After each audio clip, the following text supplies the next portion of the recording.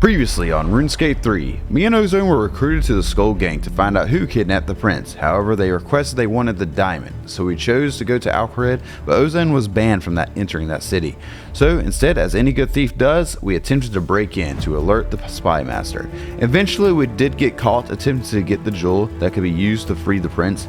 Luckily, we had a passphrase, which got us out of trouble. Unfortunately, the Emir had promised not to give the jewel up, even for the prince, right before he passed away. At the end of the quest, we were allowed to go free.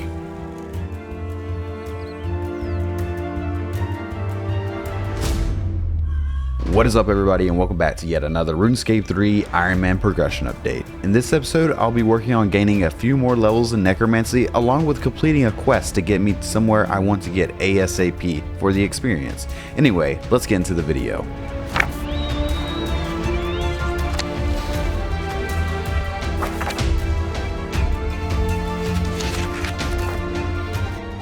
Alright, Scapers, today's the day. We start the Diamond and Rough, which will be getting me one step closer to that sweet experience in the future. So let's talk to Ozone and see how he's doing, since he was pretty upset in the last quest. After cheering Ozone up, we went back to the vault to see the spy master, who explains he is wholly convinced our aim was to always rescue the prince, and that we were only trying to steal the diamond in order to pay the ransom. However, he did catch us in the act, and that just as well. If you recall, the first part of the ransom message says to follow the path of the sun, who explains that the diamond is a fake, and he just goes on and on about how we should just steal the diamond to basically, in his own way, rescue the prince.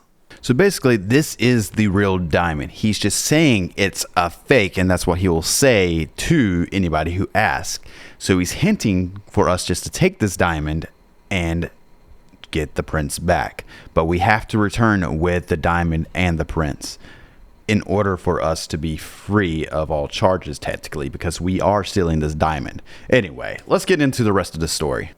So me and Ozone grabbed the way and the diamond and snuck out the roof of the palace once more and went to the Shanty's Pass, where we find the diamond doing some weird things, like it was using the other being to communicate with us, asking questions, where are you taking me, and that it was scared and just being for us to take it back home.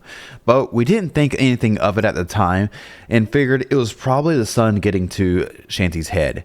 So regardless, we eventually passed and went to the first sundial. We arrived in the desert and the diamond starts to sing. It was like it was calling for the sundial. So I changed the needle to the face of the sun. Ground started to shake and I started heading the direction of the sun and found the second.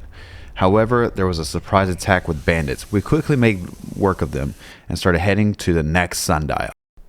As we approached the third sundial, it was buried in sand, but the diamond was begging for us to turn back, and Ozone was not having it. But the sand turned into quicksand and quickly sinking us to the Calphite dung hatchery. The sundial seemed to have failed down with us. I just needed to find the needle, which Ozone was sitting on. So I got the needle and showed the way to the diamond. We entered the cave with 1,000 beetles and listened for the diamond and retrieved it. Luckily, an old friend helped us get out of the cave through a hole above. We were able to escape. Now we get in an argument over whether we stole the diamond or was it a plan of her father's. Luckily, we were able to convince her that it was just a plan to get the prince back. So we head to the next location where we'll be faced by the Skull Gang, and we get into a battle. However, we lose the diamond for the prince. And all of a sudden, it was like a burst of energy consumed Lady Kelly into some form of past god. So me and the prince and Leela return back to the palace, all while Ozone stays behind to continue the search for her. However, they did not put the charge of treason on me. They did, however, put it on Ozone. So it was like I was a free man, Ozone was not. Anyway, I received 1 quest point, 250 combat XP, 250 agility XP, 250 thieving XP, and 250 constitution XP, and access to the Calphite nursery, a total of 43 quest points.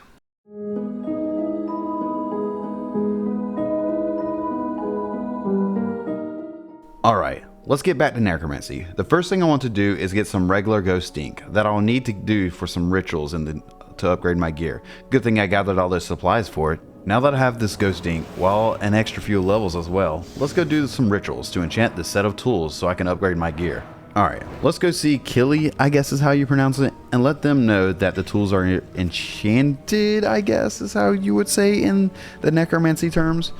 But That being said, he gave me a soul urn, which I need to either do a ritual or go kill 5 chicken souls. I chose to go kill the chickens because it was super easy and wouldn't take me but a second, but so would the ritual. Didn't matter which. However, I completed that, and just like that, that was quest complete, and now it was time to upgrade my armor and weapons.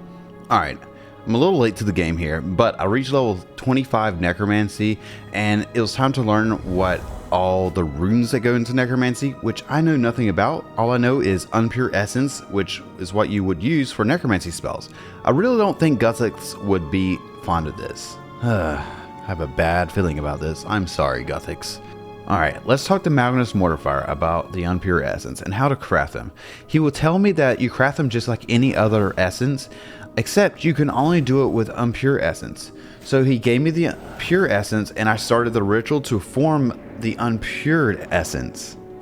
Alright, upon completion of turning all these runes into Unpure Essence, I spoke to Magnus the Mortifier. The next part was going to be a little tricky.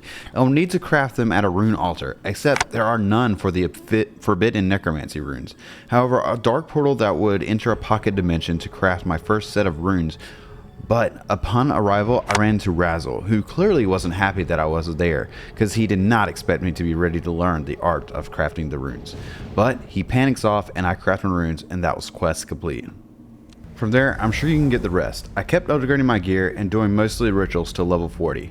But that sums up this episode of RuneScape 3's Iron Man. Before you go, here are my banking stats for this week. I'm probably going to continue focusing on getting this one big quest done, along with focus more on Necromancy in the next week or so.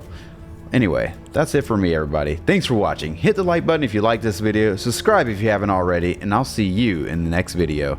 See ya.